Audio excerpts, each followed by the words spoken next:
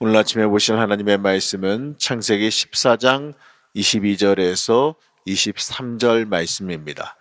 아브라함이 소동 왕에게 이르되 천지의 주제이시요 지극히 높으신 하나님 여호와께 내가 손을 들어 맹세하노니 내 말이 내가 아브라함으로 치부하게 하였다 할까 하여 내게 속한 것은 실한 오락이나 들 매끈 한 가닥도 내가 가지지 아니하리라. 아멘.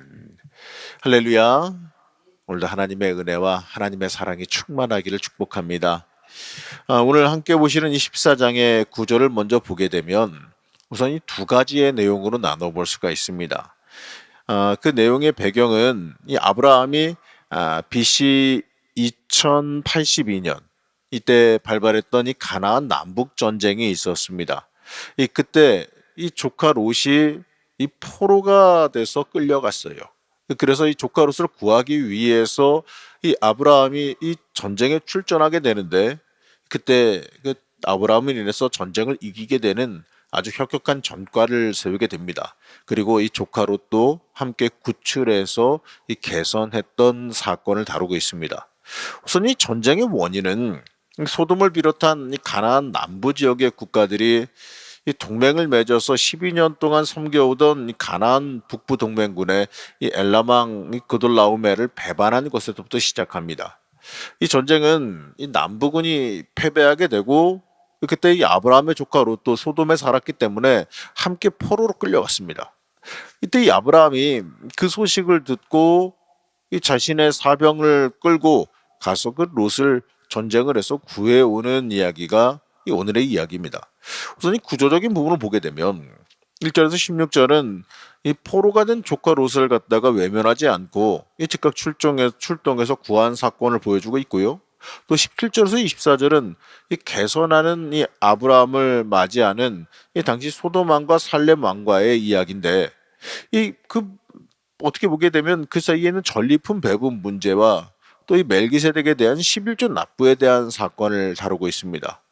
이 사건은 이 롯과 아브라함의 두 관점에서 우리가 동시에 볼 필요가 있습니다. 우선 이 롯의 입장에서 보게 되면 이 하나님의 뜻을 최우선으로 생각하지 않은 판단.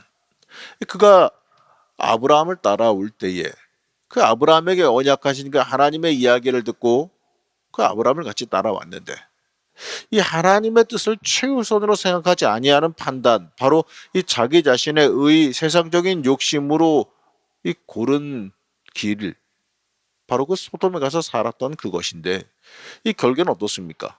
이 하나님 떠나니까 결국에는 수치와 패망만 가져온다라는 것을 우리에게 깨닫게 해주는 사건이지요.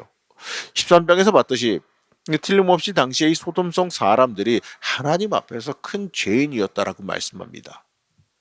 이 롯도 알았어요. 그걸 알고 있음에도 롯은 거기에 초점을 두지 않았어요. 하나님이 보시기에 악하다에 초점을 둔 게 아니라 얼마나 거기가 먹고 살만하냐, 거기가 얼마나 편안하고 그 땅이 물과 풀이 넉넉하고 당장 번영을 누릴 수 있느냐 없느냐, 여기에만 관심을 가지고 봤다라는 겁니다. 그 결과 어떻습니까? 그토록 소중히 여기던 물질, 세상 만족 다 빼앗겼어요.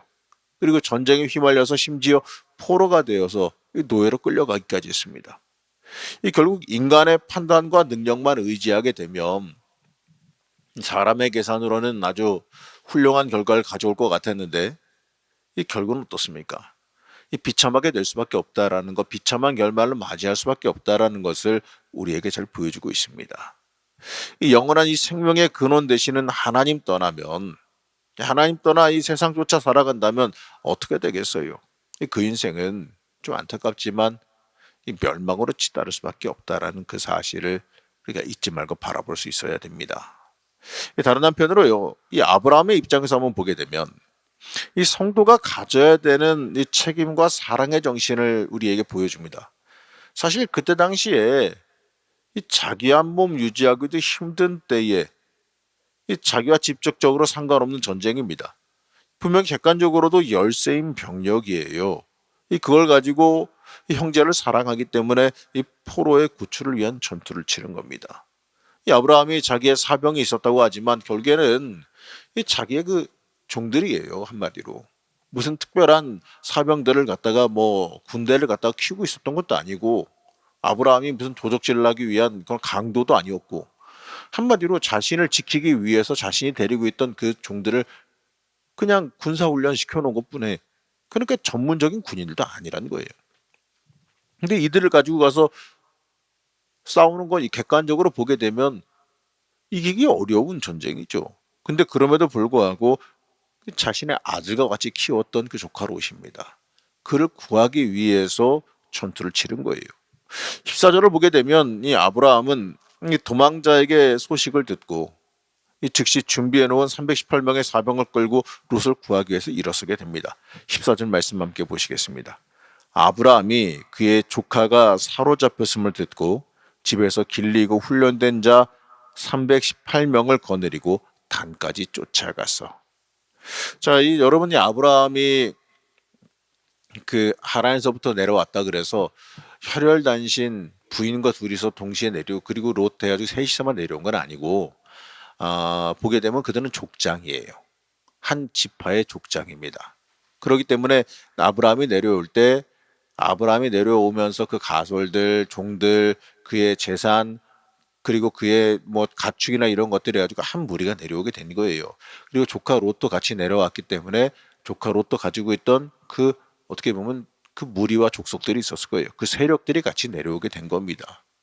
어쨌든 간에 그 자기의 세력을 통해서 조카 롯을 구하기 위해서 갔어요. 근데 사실 보게 되면 이 지난번에 우리가 봤지만 이 롯이 아브라함 굉장히 섭섭하게 하지 않았습니까? 이 포로로 잡혀간 것도 따져보게 되면 이 롯의 욕심 때문에 벌어진 일이에요.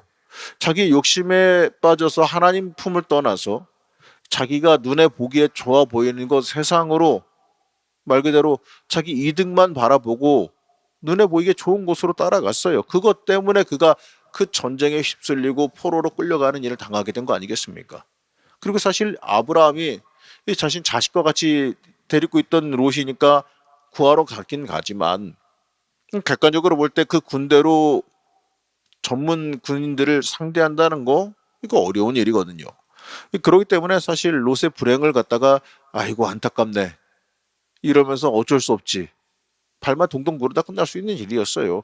아이고야 하나님처럼 저렇게 되지 그러니까 아이고 내가 미리 말렸어야 되는데 그냥 요러고 그냥 말말하고 끝날 수도 있는 이야기였어요. 근데 아브라함은 어떻게 했습니까? 즉시 서둘러서 헤브론에서 단까지 쉬지 않고 단숨에 쫓아갔습니다.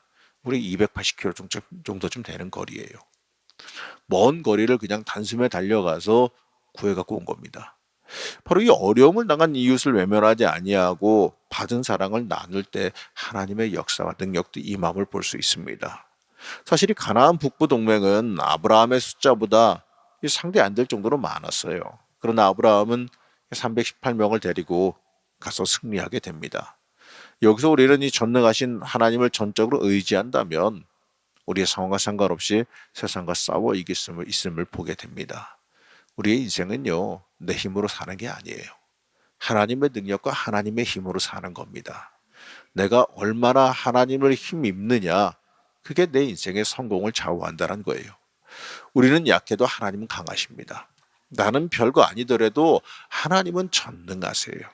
그 하나님께서 내 편 되어 주신다라는 것, 내가 하나님 편에 가 서 있다라는 것, 그게 중요하다라는 것을 여러분들이 잊지 마셔야 됩니다. 여기서 우리는 하나님께 부름받은 성도는요, 자신의 이익과 이득만 간구할 것이 아니라 이웃에게 내가 받은 사랑도 나눠주고 전해야 된다는 걸 보게 됩니다. 바로 우리의 신앙이 내 개인적인 나 하나의 복만을 구하는 것을 넘어서서 하나님의 뜻을 이루기를 소망하며 성장하는 신앙이 될 수 있어야 돼요. 내가 하나님의 뜻을 어떻게 하면 이루어드릴 수 있을까?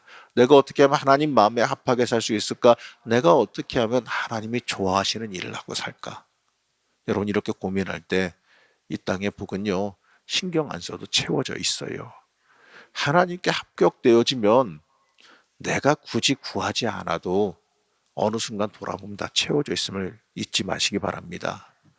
이 숫자적으로 불리하던 이 전쟁을요, 아브라함이 이기게 되면서 이 롯과 재물 그리고 끌려갔던 가나안 사람들 그 포로들을 다 되찾아서 돌아오게 됩니다. 그렇게 개선해서 돌아온 그 아브라함을 이 공식적으로 치하하기 위해서 이 살렘 왕과 소돔 왕이 아브라함을 영접하러 나와요.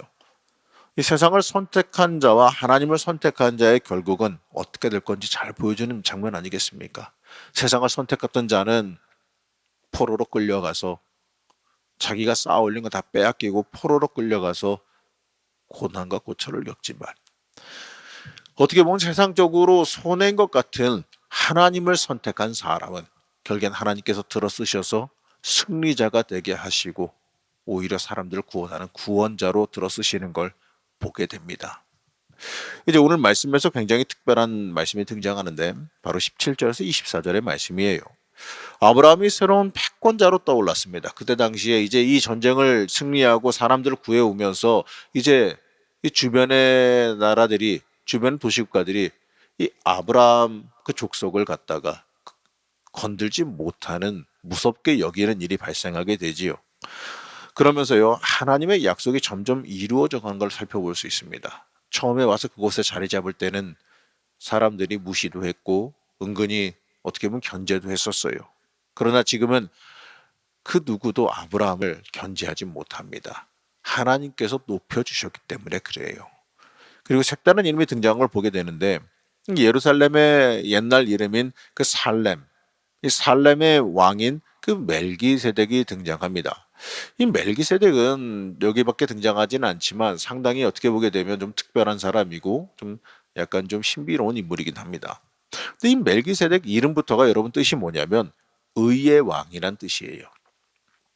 참, 이 성경에서 이 사람의 이름이 기록될 때는 그의 행적이나 삶의 여정 같은 것들이 이 빗대어서 기록되어지게 되는데, 이 의의 왕이란 이름이 붙는 것 자체가 하나님 보시기에, 성경이 보기에 이 사람이 의로웠다는 걸 뜻하죠. 바로 이 평화의 나라를 이루기 위해 의로움으로 통치한 왕이었고 하나님의 제사장이었다라고 말하고 있습니다. 바로 이 극심한 우상 숭배의 땅입니다. 거기서 온전한 여호와 신앙을 가진 사람이에요. 우리가 생각해 되는 건 하나님께서 이 아브라함 하나만 만나시는 게 아니에요. 아브라함을 들어서 민족 구원을 위해서 그의 족속을 만들고 들어 쓰셨죠. 구속사의 역사로 들어 쓰셨지만 이 땅에서 하나님께서 또 그때 당시에 만나고 그를 하나님을 섬기고 알던 사람들도 충분히 있었다는 거죠. 바로 우상 숭배 땅에서 이 멜기세덱은 여호와 하나님을 믿고 섬겼던 사람이에요. 하나님께서 인정했던 사람이라는 겁니다. 여기서는요, 우리 성도들이 이 살아가는 이 땅을 살아가는 이 죄악된 세상 가운데서도 하나님에 대한 신앙의 순수성을 얼마나 잘 지켜야 되는가, 이거를 볼 수 있는 내용입니다. 17절에서 19절 말씀을 보게 되면 멜기세덱이 아브라함을 영접하면서 떡과 포도주를 대접하고 축복한 사실이 나오는데, 이거는요, 우리 성도들이 고통당하는 그 이웃의 영육을 회복시키는 역할을 감당해야 된다는 걸 상징적으로 보여줍니다. 자, 아브라함은 뭐 지금의 계산으로 보게 되면 약간 이제 이들이 전쟁했던 지역과 머물렀던 지역에 대해서 대략적으로 여기다라고 이야기하는데, 그래서 그것을 계산해 보게 되면 대략적으로 한 280km 정도쯤 된다고 합니다. 그 거리가 되는 그 호박까지 달려가서 전쟁을 치르고 사람들을 구해서 데리고 오고 있습니다. 그러니까 육신적으로 그들이 굉장히 지쳤을 거예요. 그때 이 멜기세덱은 영육간에 지쳐있던 그 아브라함 일행을 위로하고 환영했습니다. 이 떡과 포도주로 지친 육체의 기력을 회복시켜주고 또 그들을 축복하고 복을 빌어줌으로써 영혼의 새 힘을 불어넣어 줬다라는 거예요. 이처럼 성도는 세상에 시달려 지쳐있는 이웃들을 영적으로 회복시키고 살리는 역할을 감당할 수 있어야 됩니다. 자, 20절을 보게 되면 이 멜기세덱은 아브라함에게 이렇게 말합니다. 20절 말씀 보겠습니다. 너희 대적을 내 손에 붙이신 지극히 높으신 하나님을 찬송할지로다 하매 아브라함이 그 얻은 것에서 10분의 1을 멜기세덱에게 주었더라. 자, 이 멜기세덱이 뭐라고 말합니까? 너희 대적을 내 손에 붙이신 지극히 높으신 누구를 찬양합니까? 하나님을 찬양하리라. 바로 이거예요. 이 승리를 아브라함이 가서 자신의 힘으로 싸워 이겼다, 이게 아니라 하나님의 개입하신 결과, 하나님의 능력의 결과, 하나님께서 싸워 이겨진 결과라고 생각했다라는 거죠. 여러분, 역사의 주인은 사람이 아니에요. 역사의 주인은 하나님이십니다. 이걸 우리가 잊지 말아야 돼요. 또 보게 되면 이제 21절에서 23절을 보게 되면 소돔 왕 베라가 아브라함에게 이렇게 말합니다. 사람만 돌려주면 좋겠다. 당신이 데리고 온 거 어떻게 하면 아브라함이 거기서 싸워서 이겨서 사람들을 다 데리고 왔잖아요. 포로들 데리고 왔잖아요. 그러면 법상으로는 아브라함 소유물입니다. 아브라함의 종들이에요. 아브라함이 그대로 자신이 데리고 가서 자기의 종 삼아도 되는 거예요. 그러니까 이 소돔 왕 베라가 이야기합니다. 내 백성들만 돌려달라고. 그리고 당신이 가서 전쟁에서 싸워 이겨서 가서 그들이 뺏어간 재물들 다시 다 찾아갖고 왔는데 그 재물들은 당신이 싸워서 이긴 거니까 당신의 것이니까 다 가져가라고 이렇게 말합니다. 어떻게 보게 되면은 뭐 세상적으로는 당연한 이야기겠죠. 그러나 아브라함은 단호하게 그 제의를 거절합니다. 왜냐하면 사실 아브라함이 승전한 사람으로서 그 재물 다 가진다고 해도 누구도 뭐라고 못해요. 문제될 게 없습니다. 그럼에도 재물을 포기하겠다고 말하는데 자, 이거는 우리가 처음에 읽었던 그 말씀에 해당하는 거예요. 왜냐하면 하나님 보시기에 맞지 않다라는 거예요. 보면은 이 아브라함이 무엇이라고 말하냐면 우리 말씀 한번 봅시다. 14장 22절에서 23절 말씀 다시 한번 봅시다. 아브라함이 소돔 왕에게 이르되 천지의 주제이시요 지극히 높으신 하나님 여호와께 내가 손을 들어 맹세하노니 내 말이 내가 아브라함으로 치부하게 하였다 할까 하여 내게 속한 것은 실 한 오락이나 들매꾼 한 가닥도 내가 가지지 아니하리라. 내가 아브라함으로 치부했다. 아브라함으로 높이고 아브라함에게 줄 거 다 주고 했다. 한마디로 대가 다 치렀다. 이런 말 못하게. 말 그대로 그리고 아브라함이 한 것도 아니고 아브라함이 자기가 이야기하는 거 이겁니다. 하나님 높이겠다는 얘기예요. 내가 하나님이 하신 일에 감히 숟가락 갖다 놓지 않겠다는 얘기예요. 여러분 이게 중요한 겁니다. 이러한 태도는 인간적인 도리를 저버린 롯이나 이 재물에 대한 욕심으로 이 그돌라오메를 그 배반했던 소돔 왕, 이 사람들 어떻게 보게 되면 대조되는 태도죠. 여러분 이처럼 믿음의 후손인 우리들은 하나님만을 내 인생의 기업으로 삼고 세상 물질보다 하나님을 더 크게 붙잡을 줄 알아야 됩니다. 여러분 그랬을 때 이 아브라함이 빈곤에 처한 것도 아니에요. 이렇게 물질이나 이런 걸 그렇게 연연 안 해도 하나님께서 그가 충분히 먹고 누릴 수 있게 그의 지파와 족속을 챙기셨어요. 걱정 근심하지 않도록 하나님께서 돌봐주셨습니다. 여러분 이걸 우리가 잊지 말아야 돼요. 내가 하나님 한 분을 가장 중심에 놓고 살아가게 되면 하나님께서 알아서 챙겨주시게 되어 있다는 겁니다. 그렇기 때문에 걱정할 필요도 없어요. 근심할 필요도 없어요. 내가 하나님 중심에 놓고 이 땅에서 하나님 한 분 붙잡고 열심히 살아가면 하나님께서 알아서 책임지시는 것을 잊지 마시기 바랍니다. 또 재미있는 건 24절에서 이 아브라함이 자기와 생사를 같이 있던 사람들의 목은 챙깁니다. 자, 24절 말씀 한번 보시겠습니다. 오직 젊은이들이 먹은 것과 나와 동행한 아넬과 에스골과 마므렛의 분깃을 제할지니 그들이 그 분깃을 가질 것이니라. 자, 나는 안 가져가겠는데 나와 이 젊은이들, 바로 그 전쟁을 치렀던 그 전사들, 그들은 그 몫을 가져가야겠고 또 에스골과 마므렛과 분깃, 아넬 이 사람은 어떻게 보면 연합해서 같이 가서 아브라함 혼자 간 게 아니라 도우러 갔던 사람들인데 이들의 족속은 그 대가는 당연히 받아야 되니 나는 안 받아도 이들은 챙겨야 될 것이니 그들은 그 전리품에서 분배의 몫을 가져갈 것이다. 바로 이겁니다. 여기서 우리는요, 아브라함이 다른 사람을 배려하고 존중하는 모습을 보게 되죠. 배려 없는 사람은 이렇게 말할 수 있겠죠. 하나님이 영광이 돼야 되니 나는 안 가져가겠다. 그러니 너네도 가져가지 마. 이러면은 같이 따라왔던 사람들은 말 그대로 자기 노동력 다 쓰고 자기 돈 다 쓰고 그러면서 남는 거 없이 이게 뭐야 이러고 돌아갈 수 있다는 거예요. 근데 그렇게 하지 않았다는 얘기죠. 여기서 뭘 보게 되면 우리는 아브라함이 하나님의 사람으로서 어떠한 리더십을 가지고 있었는가 이것도 보게 됩니다. 진짜 이 아브라함은 여기서 다른 사람을 배려하고 존중하는 모습을 보게 되는데 바로 이 리더십이라고 하는 건 자신을 위해 헌신하고 수고한 사람들을 잊지 않고 기억하고 그들을 보상하려고 드는 것, 이게 필요하다는 거예요. 여러분, 우리 그리스도인은 여기서도 보듯이 염치 없는 사람이 아니라 복의 근원이 되어야 될 줄로 믿습니다. 나를 통해서 내 주변에까지 복을 끼치는 사람이 될 수 있어야 돼요. 자, 오늘 말씀에 등장하는 이 멜기세덱은 이 우상숭배의 땅에서도 순수한 여호와 신앙을 소유한 믿음의 인물이었습니다. 하나님께서 인정한 사람이었어요. 또한 이 아브라함은 미련할 정도로 어떻게 보게 되면 둔한 사람이었죠. 그러니까 세상적인 이치가 밝지 않은 사람이었어요. 그냥 하나님만 바라보는 사람이었어요. 세상적으로 어떻게 보게 되면 아유, 저 미련한 사람 저거 어떻게 저래, 이럴 수 있는 사람이었다는 얘기예요. 그냥 아브라함은 하나님밖에 몰랐다, 이런 거죠. 이 세상적인 기준을 보게 되면 이 보이지도 않는 하나님이지 않습니까? 그 하나님 섬기면서 이 자기의 모든 것을 하나님 앞에 희생하는 어리석은 사람처럼 보였을 겁니다. 그러나 영적으로 볼 때에 이 멜기세덱과 아브라함은 어떻습니까? 정말 특별한 사람들이에요. 여러분, 우리도 이 시대에서 누구보다 지혜롭고 복된 삶을 살아가길 소망할 수 있어야 됩니다. 그 지혜가 뭡니까? 세상적인 약삭 발음이 아니에요.